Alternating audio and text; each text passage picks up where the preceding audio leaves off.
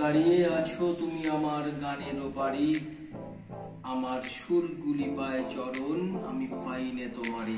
রবি ঠাকুরের একটি বিখ্যাত গান, প্রথম অংশে লিরিক্স অনুযায়ী। দাঁড়িয়ে পা সা সা নি, আছো ধা পা মা ধাপা, করিমা নোটেশনটা খেয়াল করবেন।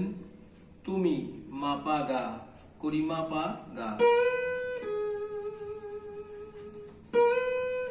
তুমি আমার গামা মা, গানের গারে গামা পাধা,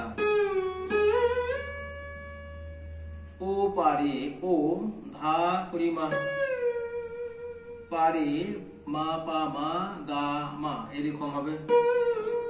হাতের কাজটা খেয়াল করবেন। রে আমার সুর, আমার সুর, পা পা পানি, গুলি ধা ধানিসা, ধা ধানিসা,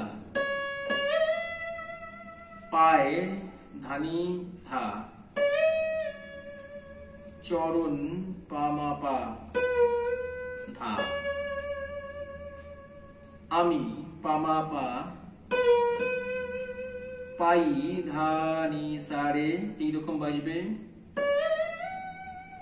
নে তোমারে সানি রে সানি, শেষে রে তেরা বড় গ্লাইড আছে, নিধা নিধা সা পামা, এইরকম বাজবে।